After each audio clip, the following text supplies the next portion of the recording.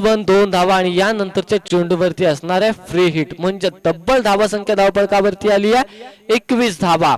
या षटकातील शेवटचा एक चेंडू त्यामध्ये देखील असणार आहे फ्री हिट आणि या फ्री हिटचा उचललेला जबरदस्त फायदा। एकूण धावसंख्या फलकावरती 27। याला म्हणतात की जशास तसं उत्तर द्यायचं।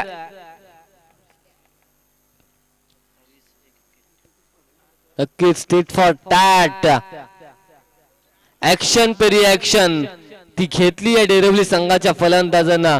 27 धावा या फलकावरती या षटकामध्ये आल्या तब्बल 4 षटकार। या ओव्हर मध्ये आले तब्बल 4 षटकार आणि एक महत्वपूर्ण विकेट मिळवली आहे आशिष मुंडेची। पण आशिष बाद झाल्याचा मनोवैज्ञानिक दबाव कोणत्याही फलंदाजांवरती आला नाही। पाहतोय प्रणल आला, प्रणलने पहिल्या चेंडूवरती माइटी हिट लगावला तर विनायक यानं मात्र 3 षटकार लगावलेत। एक चांगली टफ फाईट मॅच प्रेक्षकांना पाहायला मिळणार आहे या सामन्यामध्ये जर आपण विचार केला। 64 धावांचा पाठलाग आता मात्र 27 धावा फलकावरती आणि या स्पर्धेचा नियम आजच्या दिवसापुरता मर्यादित 5 सामने 5 पहिल्या राऊंडचे जे 5 सामने होतील त्यामध्ये जो संघ सर्वाधिक धावा बनवेल तो संघ मात्र दुसऱ्या फेरीमध्ये बाय दिली जाणार आहे। दुसऱ्या फेरीमध्ये देखील त्याला विन दिलं जाणार आहे।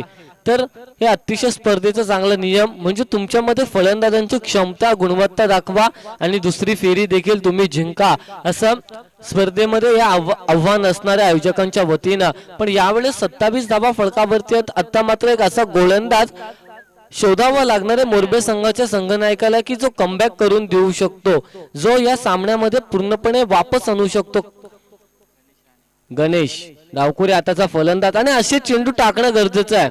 जर मोरबे संघाच्या दृष्टिकोनातून जर आपण विचार केला तर प्रत्येक गोलंदाजांना आपलं माइंडसेट ठेवलं पाहिजे की या चेंडूवरती आपल्याला फक्त सिंगल वरती रोखायचं फलंदाजांना। जर तशा पद्धतीची गोलंदाजी झाली तर नक्की 64 धावा डिफेंड केल्या जाऊ शकतात। पण आता पाहणं गरजेचं आहे गणेश याचा पुढचा चेंडू असणार आहे प्रणय या फलंदाजासाठी। प्रणयने पहिल्या चेंडूवरती मारलेला एक षटकार वैयक्तिक 6 धावा संख्येवरती खेळतो आणि दुसरा चेंडू ऍक्शन रिप्ले पाहायला मिळाला मागच्या चेंडूचा, कारण मागचा चेंडू देखील आडव्या बॅटने अशाच पद्धतीने खेळला होता प्रणय यानं आणि आता मात्र देखील तसाच षटकार येतोय प्रणय याच्या बॅटमधून निघालेला।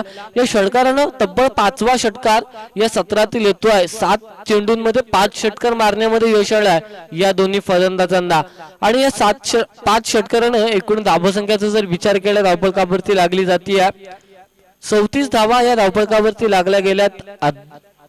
निम्मा पल्ला पार केलाय मी तर म्हणेन या फलंदाजांनी। 7 चेंडूमध्ये अजून 8 चेंडूमध्ये माफ करा 8 चेंडूमध्ये निम्मा पल्ला पार केलाय। अजून उर्वरित काही चेंडूंचा खेळ असणार आहे। यावेळेस फुलटॉस प्रणय दाखवून देतोय जर विनायक त्या साइडून मारू शकतो तर माझ्यात देखील तेवढीच गुणवत्ता आणि तेवढीच ताकद क्षमता देखील आहे। मी देखील षटकार मारू शकतो आणि त्याने 3 षटकार खेचलेत आपल्या बॅट मध्ये सलग 3 षटकार।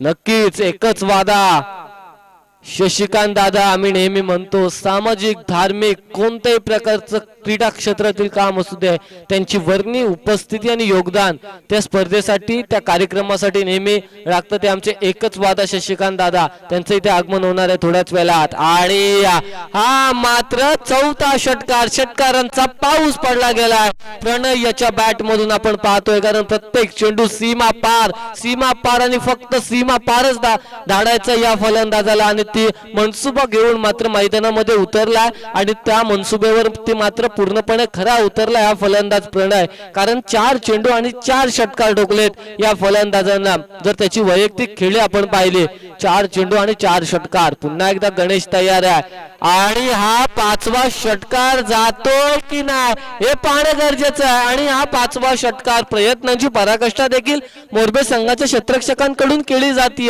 पण प्रयत्नांना मात्र यश नशिबाची साथ मिळत नाहीये आणि आमचे कृष्णा गायकर साहेब सांगतात की 5 षटकार या फलंदाजानं मारल्यात। विक्रम होणार की काय आजच्या मैदानावरती 6वा षटकार मारण्याचा।